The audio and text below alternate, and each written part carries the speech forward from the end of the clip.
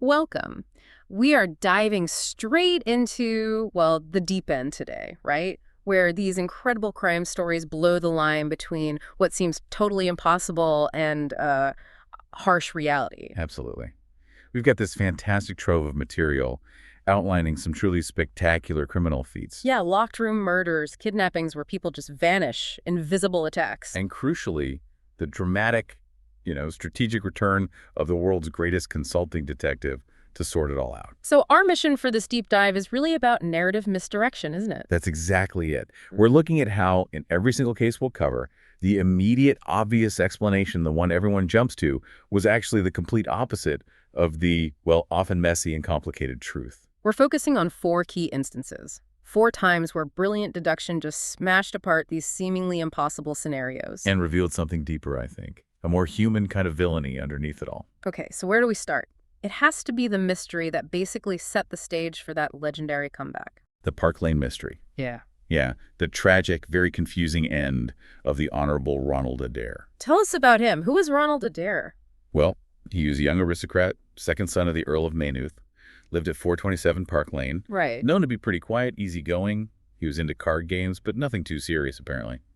Low-stakes stuff. But then, between 11:20 p.m. on March 30th, 1894, disaster. He was murdered. And the circumstances just defied logic. The scene itself is what makes it such a classic, right? The physical setup. Definitely. Adair's found dead in his sitting room. It's on the second floor. His head is horribly mutilated by what the examiner calls an expanding revolver bullet. Okay, explain that. What's an expanding bullet? It's a soft-nosed bullet designed specifically to expand rapidly on impact, makes a terrible wound, guarantees pretty much instant death. Nasty stuff.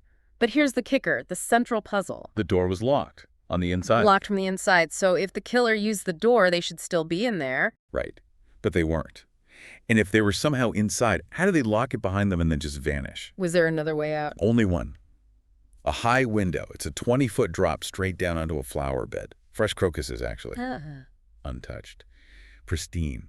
The earth wasn't disturbed at all. Nobody climbed in. Nobody jumped out. It's the perfect locked room scenario. But there's more, isn't there? Another layer of impossibility. Yeah, the sound. Or rather, the lack of it. Park Lane, you have to remember, is a busy street. There was even a cab stand nearby, people milling about. And a revolver shot, even from a small gun, it makes noise, a lot of noise. It absolutely should have been heard. But the police, no reports of gunfire, nothing. So how is a man killed by this devastating bullet inside a locked room with no sound, and crucially, no weapon found. Anywhere. It just leaves you with nothing, a vacuum. Exactly. And the motive, that seemed confusing too. Adair liked cards, sure, but low stakes. But there was this recent win, right, with Colonel Moran? Yes, evidence showed they'd partnered up recently and won 420 pounds. A decent sum. So maybe a dispute over that. You'd think so. But despite that win, money, notes, and coins was still sitting right there on the table next to the body, neatly stacked. So not a robbery gone wrong. No, it felt like revenge. Or maybe silencing someone who knew too much, perhaps about cheating. Okay, so we have this impossible silent murder. An invisible killer, all centered around a card game. It's the perfect stage for a dramatic return. But before we get to the solution, we absolutely have to address the elephant in the room, the 3-year absence. Right. The whole world thought the great detective was dead, gone, perished at the Reichenbach Fall with Professor Moriarty. The official story, the one his own chronicler wrote, was totally convincing. Everyone bought it. But it was all a sham, a calculated move. A calculated performance. Strategic disappearance. He reveals the truth himself. He never actually went over the edge. How? He used some kind of special skill, right? Baritsu. Exactly. Baritsu. It's described as a Japanese system of wrestling, or maybe self-defense. It implies using technique and leverage. So Moriarty rushes him. Moriarty, consumed by this personal vendetta, just lunges. Holmes uses Baritsu, using Moriarty's own momentum against him to basically slip his grasp. Wow.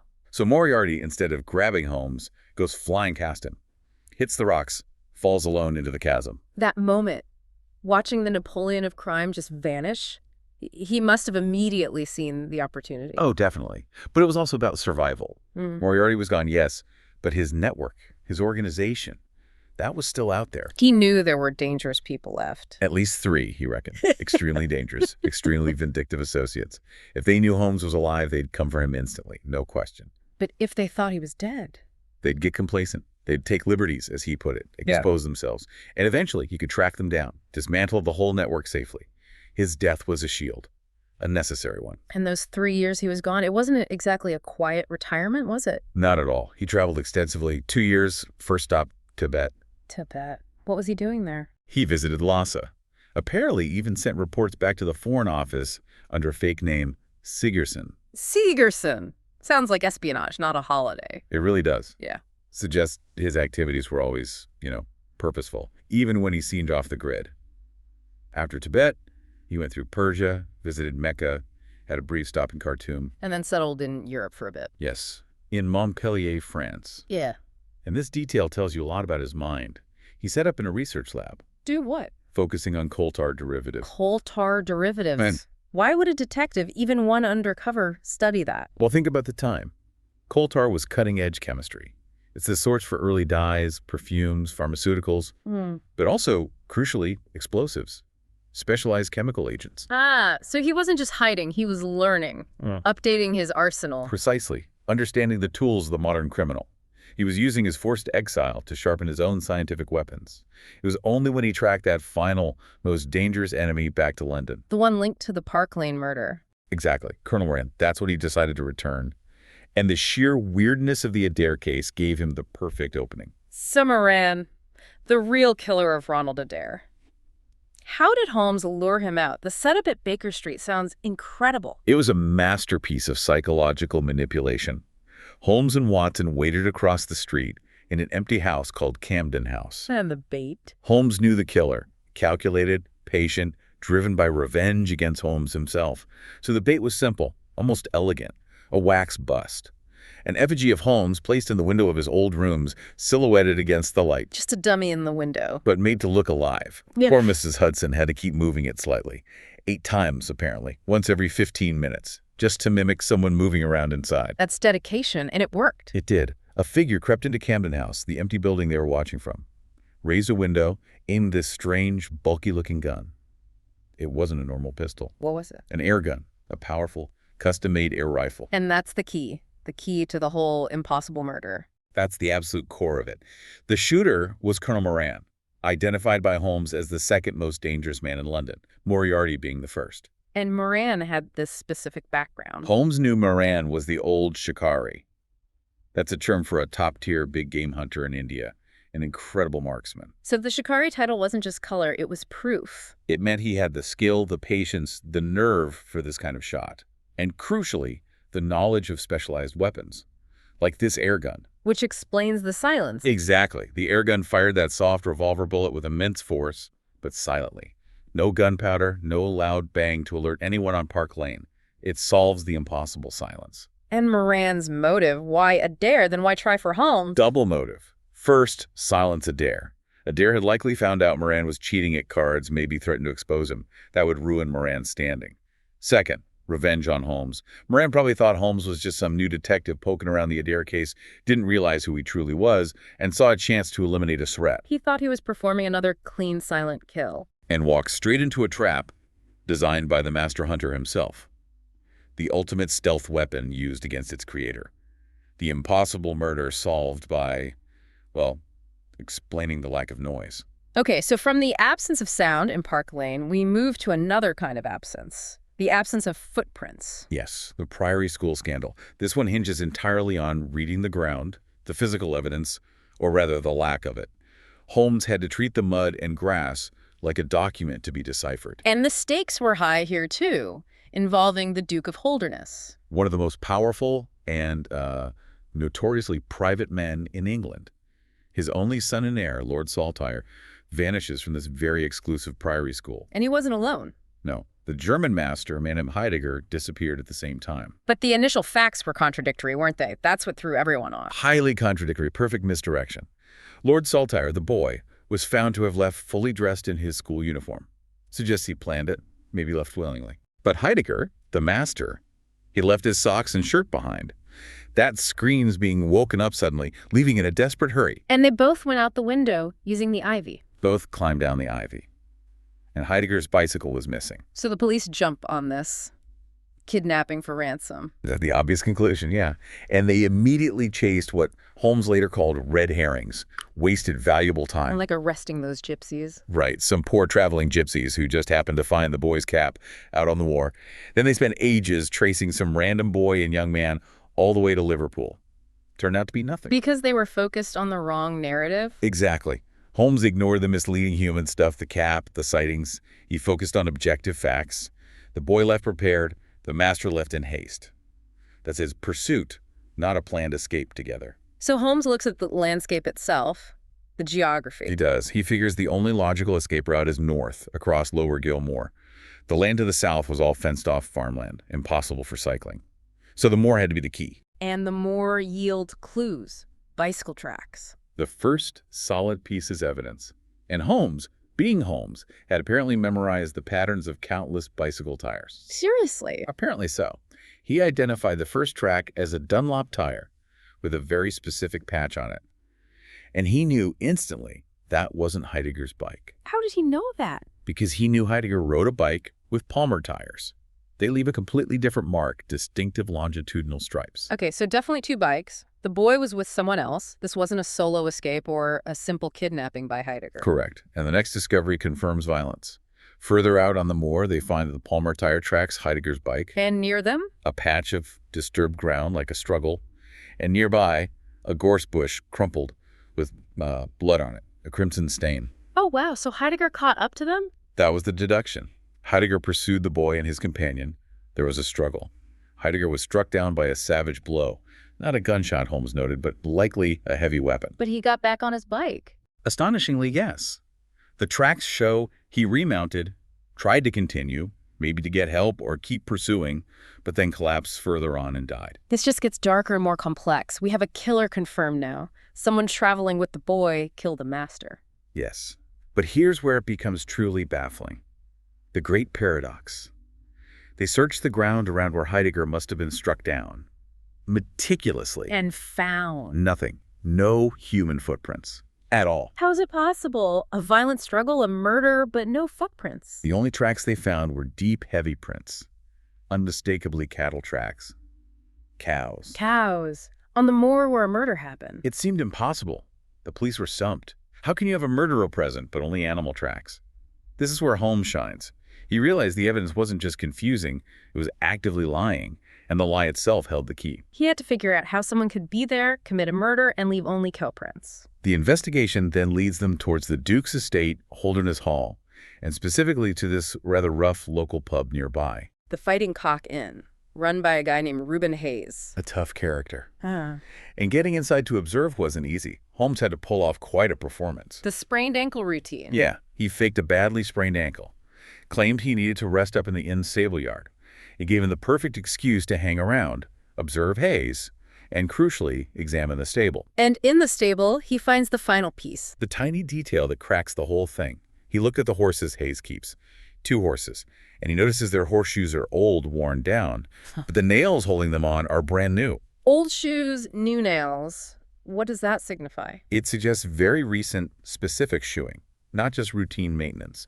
Maybe fitting them with something temporary, like padded hooves, or specially shaped ones, designed to mimic other tracks. You mean mimic cow tracks? Exactly. The deduction is just stunning.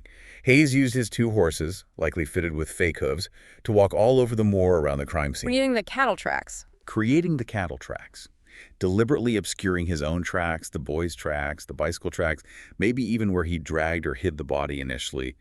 The cow that seemed to walk, canter, and gallop across the moor. Was just 2 horses being carefully led to muddy the waters. Literally. It confirmed Hayes was the hired muscle, the killer. But who hired him? And who was the boy with? The final reveal is devastating, isn't it? A family secret. Absolutely. Lord Saltire wasn't kidnapped for ransom. He was running away with someone. That someone was James Wilder, the Duke's private secretary. And Wilder wasn't just the secretary. He was the Duke's illegitimate son. Deeply resentful of the legitimate heir, Lord Saltire. Wilder planned the whole thing, trying to pressure or blackmail his own father. And Hayes killed Heidegger. When the German master bravely tried to intervene and stop them, Hayes was Wilder's accomplice and the actual murderer. And the Duke, he knew. The Duke eventually confessed everything to Holmes. He was caught in this awful position, his duty versus his secret affection for Wilder, his illegitimate son.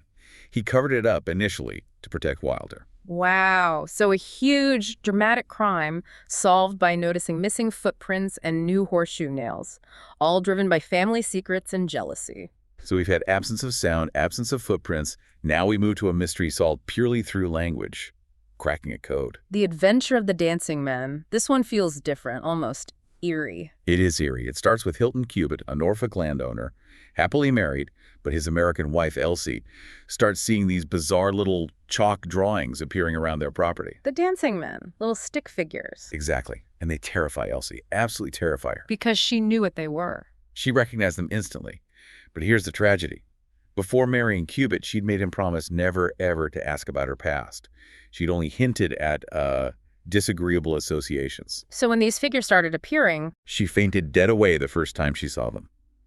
After that, she lived in constant fear, but felt bound by her promise not to explain it to her husband. That silence, that vow, sets up the whole disaster. the figures themselves, they look so simple.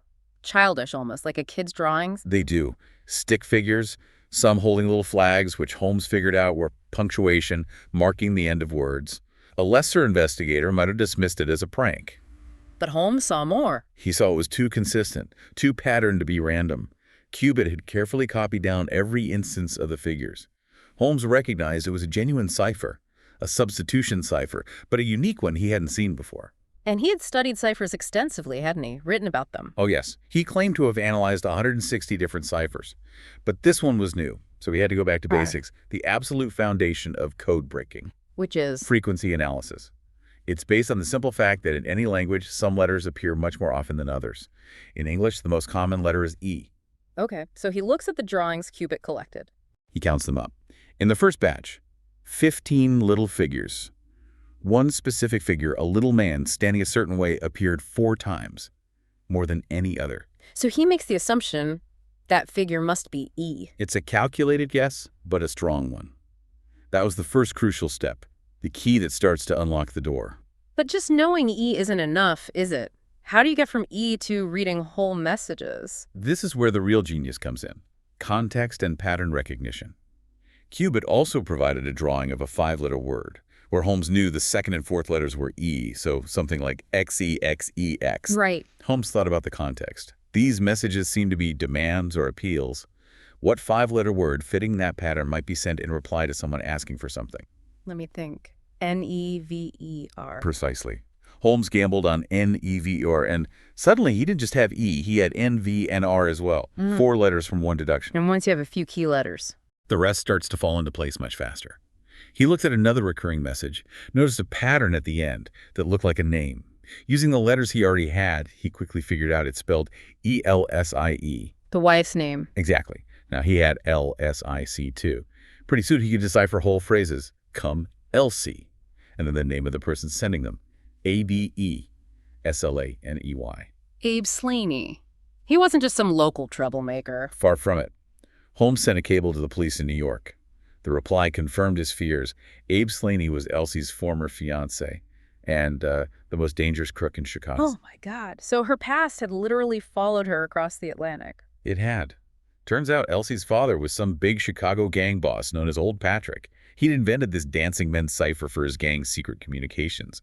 Slaney, part of that old life, was using the code to terrorize Elsie, trying to force her back. The tragedy is that Holmes cracked the code, but maybe just a bit too late. Agonizingly late. He deciphered one final, chilling message from Slaney to Elsie. It read, Elsie, prepare to meet thy God. Holmes knew he had to get to Norfolk immediately. He raced down there, but he arrived too late. Hilton Cubitt, the husband, had been shot dead. Elsie was gravely wounded, unconscious. And the initial scene looked like a murder-suicide, or maybe a struggle where both were shot. There was a revolver found near Cubitt's body. 2 shots had clearly been fired from it.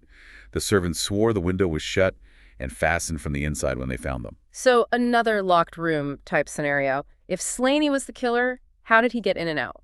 That was the question. But Holmes, examining the scene with incredible focus, found the tiny detail everyone else missed. What was it? A third bullet hole. A tiny clean hole drilled right through the wooden frame of the window sash near the bottom. A third shot. From outside. Exactly. Proof that a third shot was fired and it came from outside the room before the main confrontation.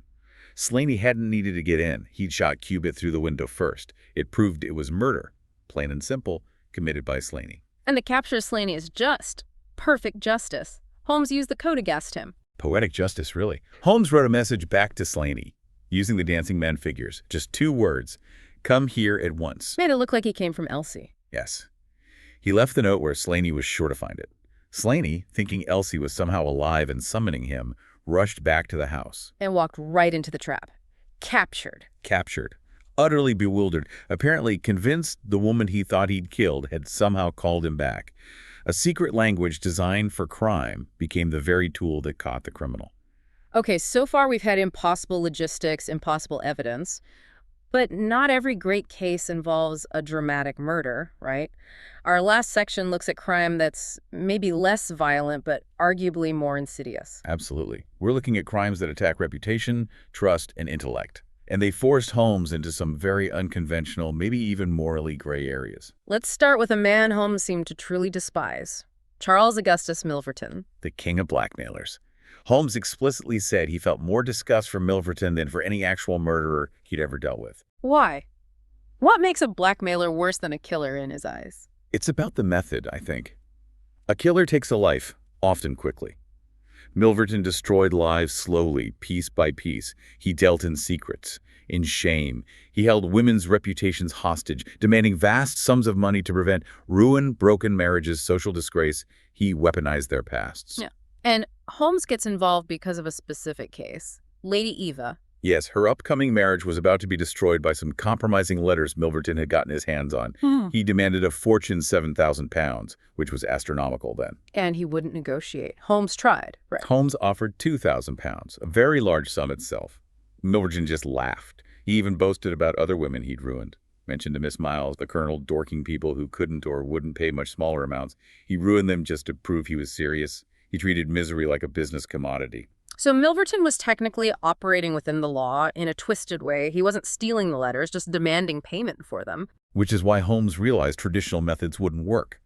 He couldn't have Milverton arrested. The law couldn't touch him effectively.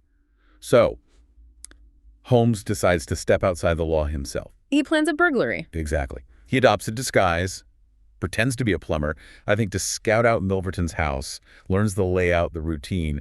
His plan is to break in and steal the incriminating letters from Milverton's safe. He called it a chivalrous crime, breaking the law to save potentially hundreds of victims from this man. That was his justification. But the plan goes sideways during the actual break-in. High drama ensues. He's inside working on the safe. And Milverton, unexpectedly, receives a late-night visitor. A woman, heavily veiled. Not Lady Eva. No. This woman confronts Milverton. She reveals her face. Holmes recognizes her later as the wife of a very prominent nobleman. She tells Milverton, "You ruined my life." It turns out he destroyed her reputation years ago. She wasn't there to negotiate or pay. She was there for revenge? Lethal revenge. She pulls out a small revolver and just empties it into him, shoots him point blank, repeatedly. Wow. And Holmes and Watson witness this. They're hidden behind curtains, witnessing the whole thing. The woman kills Milverton, then apparently grinds her heel into his face in sheer hatred before fleeing. And Holmes's reaction is key here. What does he do? He stops Watson from intervening. Yeah. He actively lets the killer escape into the night. He obstructs a murder investigation willingly. Completely. And then after she's gone, he and Watson go to the safe, which Milverton had conveniently opened for the visitor, take out all the blackmail material, every letter, every photograph, relating to dozens of victims. And they burn it all. Burn the entire lot in Milverton's fireplace. Right. Destroying the evidence against the killer, yes, but also saving countless others from ruin. When Inspector Lestrade eventually arrives, Holmes coolly says he has no information and actually states his sympathies are with the criminals rather than with the victim. It's a staggering statement. Was he right to do that? To basically sanction vigilante justice and destroy evidence? It's the ultimate example of his unique moral code. He judged Milverton's systemic cruelty, his destruction of so many lives, as a far greater evil than the single act of murder committed by one of his victims. Conventional justice failed, so he facilitated an unconventional, arguably more encompassing form of justice. He prioritized protecting the innocent victims over punishing the killer of a man he saw as monstrous. Humanitarianism over strict legality. Okay, from high society blackmail to the hallowed halls of academia, our final case feels quieter, but it's still about deception. The three students. Yes, a case of academic fraud. Theft of exam papers for a major scholarship, the Fortescue Scholarship. And again, the solution lies in tiny, easily missed physical clues. The basic crime is simple enough. Very simple. Someone got access to the professor's study and copied the proofs for the upcoming exam. It was a tricky passage of Thucydides for translation. And how did they get in? Pure carelessness. The professor's long-serving servant, a man named Bannister, accidentally left the key in the study door for a short time while he went out. Created a brief window of opportunity. So Holmes arrives. He dismisses the obvious suspects pretty quickly. Right. He discounts the printer who set the proofs and an Indian student who lived downstairs and had no real motive or opportunity. He focuses, as always, on the physical evidence left behind in the professor's study during that brief intrusion. What did he find? 3 key things. First, tiny shavings from a dark blue pencil. Second, a fresh, quite deep cut, not just a scratch, on the surface of the professor's red leather desk. And third, the most unusual clue. A small ball of sticky black clay found on the desk. The black clay? That sounds specific. Extremely specific. Holmes knew immediately it wasn't just ordinary mud from the street. He took a walk around the college grounds. And found the source. Exactly. He went to the athletic fields and found the exact same type of clay. Black, sticky, mixed with a bit of sawdust being used in the pit for the long jump and high jump. Ah, so the culprit had to be a student involved in athletics. Precisely. Narrows it down considerably. And the cut on the desk. Holmes noticed it got deeper as it went towards the professor's inner bedroom door, meaning the culprit, surprised by the professor returning, fled towards the bedroom, dragging something sharp, maybe a cleat on their shoe, across the desk surface in their haste. They must have hidden in the bedroom. And this points to one student in particular. Yes. A Mr. Gilchrist, known to be brilliant academically, but perhaps struggling financially. Crucially, he was also a top athlete, a jumper, and hurdler. He knew the papers were likely in the study. He used the jumping pit. The evidence fit perfectly. He dashed in, started copying, got interrupted, and hid. But there's a twist involving the servant, Bannister, the one who left the key in the door. A really poignant twist. When the professor came back into the room and Bannister followed him, Bannister instantly spotted something Gilchrist had forgotten in his panic. What was it? A pair of tan gloves, left on a chair near where Gilchrist must have been working. Bannister recognized them. And he didn't point them out. No. In that split second, Bannister made a decision. It turns out years ago, Bannister had been the butler to Gilchrist's father before the family fell on hard times. Out of deep loyalty to the family, Bannister just sat down on the chair covering the gloves, hiding the crucial evidence. An incredible act of loyalty and concealment. It completely changed everything. Later, Bannister confronted Gilchrist privately, persuaded him to confess his actions but not to the authorities. Instead, he convinced Gilchrist to withdraw from the scholarship competition voluntarily. So Gilchrist avoided public disgrace, kept his academic future thanks to Bannister's intervention. Exactly. Bannister risked his own job, obstructed the investigation not out of malice but out of this profound, almost paternal loyalty. It shows that even covering up a crime isn't always driven by criminal intent. Sometimes it's driven by deeply human, if misplaced, devotion. It's striking that in both these last two cases, Milverton and Gilchrist, the real leverage wasn't violence, but playing on shame, secrets, or desperation. And that really brings us full circle, doesn't it? In every single one of these deep dives, the solution, the criminal's downfall, it didn't hinge on the grand scale of the crime itself. The impossible murder, the big blackmail ring, the kidnapping plot. No, it always came down to something small. Something overlooked. A tiny detail. A silent bullet's unique properties. A subtle difference in bicycle tire marks. A childlike code. A lump of black clay from an athletics field. Even the misplaced loyalty shown by a servant. What really stands out looking back at them all is that huge gap between the obvious surface explanation and the complicated, messy human truth underneath. So many of these great crimes, the ones we just talked about, were fundamentally about trying to control or erase the past, weren't they? Yeah, Elsie's secret life, the Duke's family shame, all those letters Milverton held. It seems like the need for secrecy, or maybe the thirst for vengeance for past wrongs, was often a much more powerful driver than just wanting money. The Duke risked everything to hide his shame. Elsie was haunted by her history. Milverton was literally killed by someone seeking retribution for past ruin. Which leaves us with a final thought, something for you, our listeners, to consider. If so much crime historically has been driven by this desperate need for secrecy, for controlling one's reputation and past, what happens now? What happens to the nature of villainy in our modern world, where secrets are digitized, shared instantly, almost impossible to truly erase? If the blackmailer's files can effectively never be completely destroyed, does crime shift? Does it become less about hiding the truth and more about manipulating the perception of truth in the public eye?